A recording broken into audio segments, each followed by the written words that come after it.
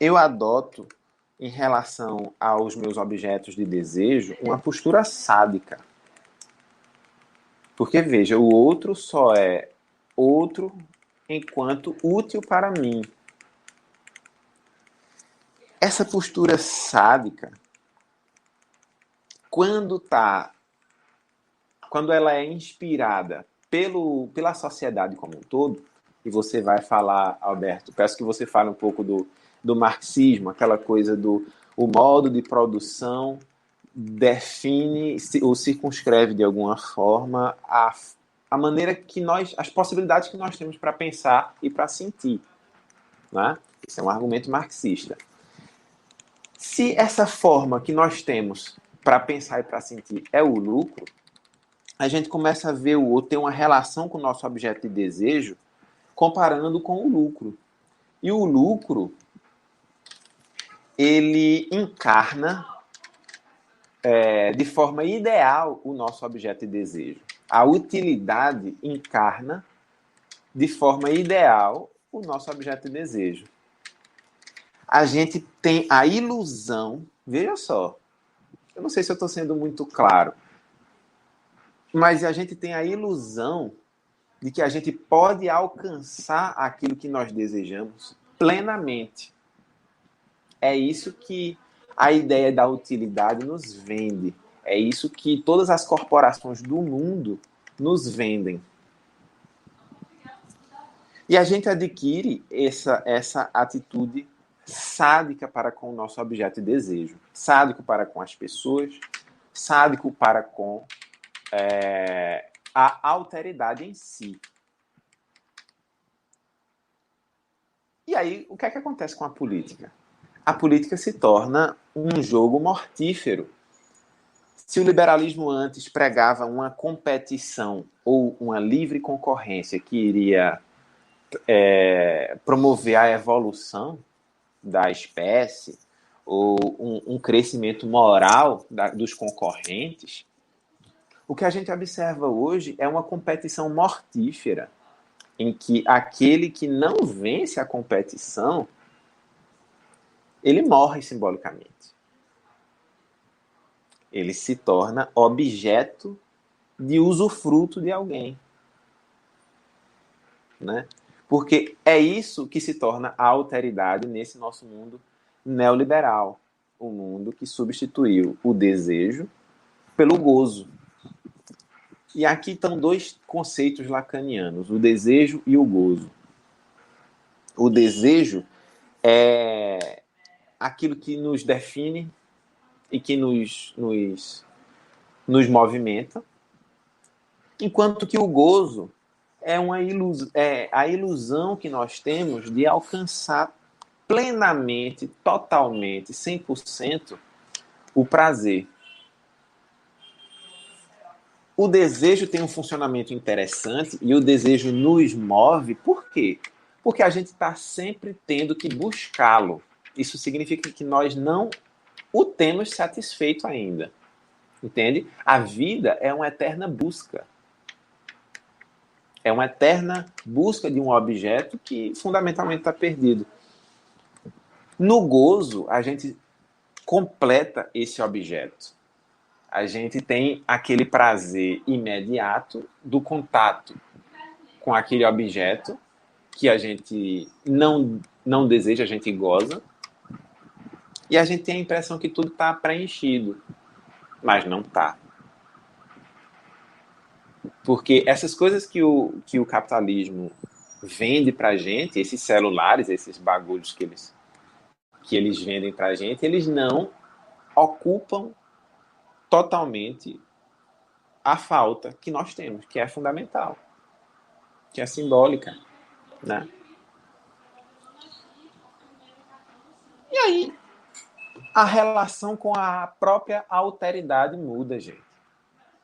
Só que o que é a política, senão a vivência dessa alteridade, né? Se eu substituir o objeto de desejo por um gozo sádico, a minha relação com os outros vai ser sádica.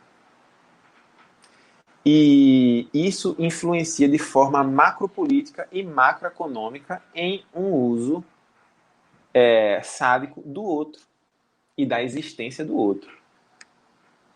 Né? É assim que eu vejo, por exemplo, que eu poderia explicar psicanaliticamente a necropolítica. Então eu vou voltar para Bolsonaro e usar um pouco as notícias a que a gente teve acesso e que vocês já debateram aí. Mas Bolsonaro, houve um momento em que ele decidiu, como presidente da República, portanto, de forma institucional, permitir que o vírus se espalhasse na população e criasse a chamada imunidade de rebanho. Apesar das mortes que isso iria causar, eu acho que Bolsonaro imaginava que iria ter uma espécie de dianteira econômica frente aos outros países que tiveram que fazer quarentenas firmes, lockdown, e tiveram prejuízos financeiros com isso. Eu acho que ele imaginava que teria uma espécie de dianteira econômica frente aos outros países. É lógico que isso é um delírio, mas faz parte da política hoje em dia delirar. Porque veja se não casa bem esse raciocínio. O que é um delírio? O delírio é uma substituição da realidade por uma necessidade individual. As pessoas que já sofriam antes com o total abandono, né, por parte da política partidária, elas precisaram compensar esse abandono físico, esse abandono prático, esse abandono, inclusive simbólico, se identificando com alguém. E eles se identificaram com quem? Com a figura de Bolsonaro, que é um sujeito que fingiu que podia usufruir dos outros da forma sádica que todo mundo queria experimentar também. Então, se todo mundo queria experimentar esse uso da alteridade, esse uso sádico da alteridade, ganhou agora uma estratégia para fazer isso. É só se identificar com Bolsonaro. É só votar em Bolsonaro, é só participar do discurso de Bolsonaro. Dessa forma, eu consigo esconder que sou um lascado, esconder que a minha vida não vale nada para a política e para a sociedade. Eu consigo esconder isso porque eu tenho a ilusão de que eu estou apontando o dedo na cara de um político corrupto e indo à forra. Né? Ou seja, essa ilusão é um delírio. E é um delírio que só é possível diante de uma constituição psíquica narcisista. E o narcisismo, como é que funciona? Eu pego toda aquela energia que voltaria para os objetos ao meu redor e volto ela para dentro, para minhas próprias necessidades. Por exemplo, minha necessidade de ser importante, de ser compreendido, de ser amado, aqui ela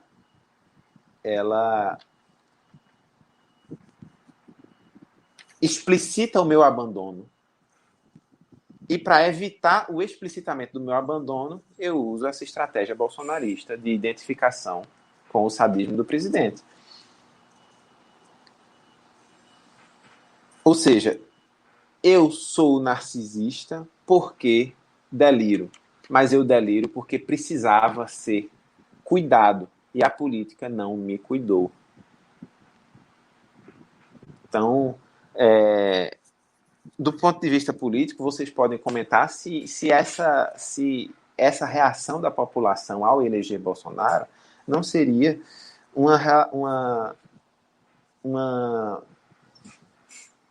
um processo de degradação da democracia que aconteceu várias vezes na história E que acontece justamente à medida que a democracia deixa de ser democracia, ou seja, abandona-se o povo e o povo recorre a uma ilusão, a um delírio, autoritário. Do ponto de vista político, uma ditadura da maioria é uma ditadura da maioria ou é a ditadura de uma pessoa só? Eu lanço essa pergunta para vocês porque o que eu vejo acontecendo no Brasil é a maioria lascada, abandonada, precisando usar uma estratégia psicológica para superar esse abandono. E essa estratégia psicológica é se identificar com a postura sádica de Bolsonaro, a postura sádica dele. Mas onde é que entra o masoquista, lógico. Não existe sadismo sem masoquismo e não existe masoquismo sem sadismo. Né? E onde é que entra o neoliberalismo aí? Hoje, os psicanalistas, eles falam mais de neoliberalismo e de economia do que da própria psicanálise. Isso é um exagero meu, mas eu tô brincando nesse sentido porque parece realmente que os psicanalistas entendem melhor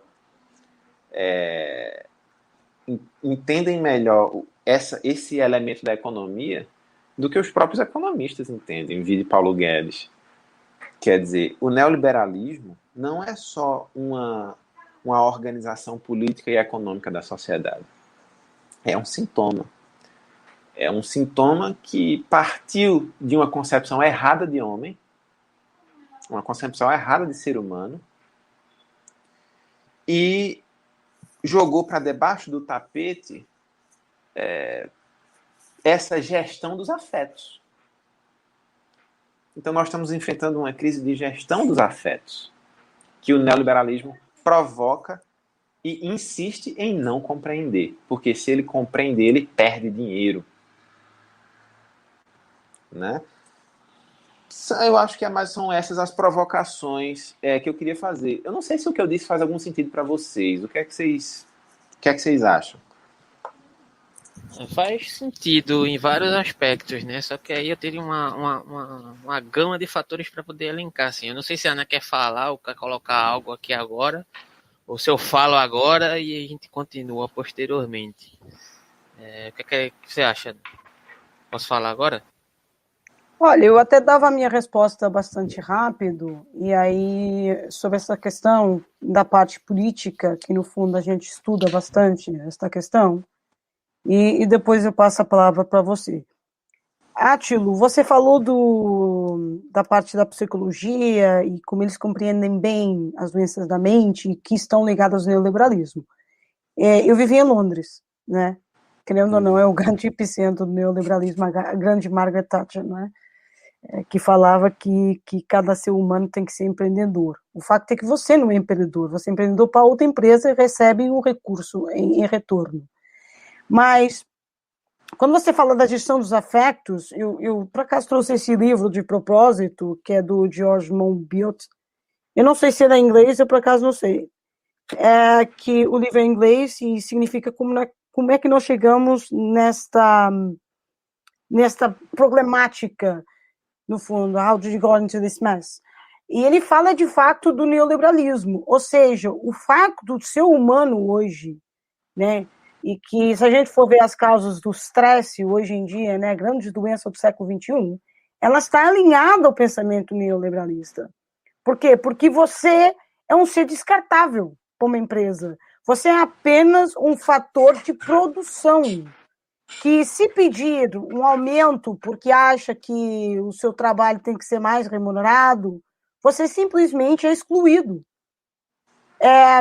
Eu não creio que no livro do Noam Chomsky, eu não sei se estou dizendo corretamente o último nome dele, ele fala exatamente nessa questão da forma como o ser humano ele acaba por ser completamente descartável, né? Principalmente em tempos de crise financeira, em que as pessoas vivem, de fato, um problema interno de não ter dinheiro, de não ter por onde voltar.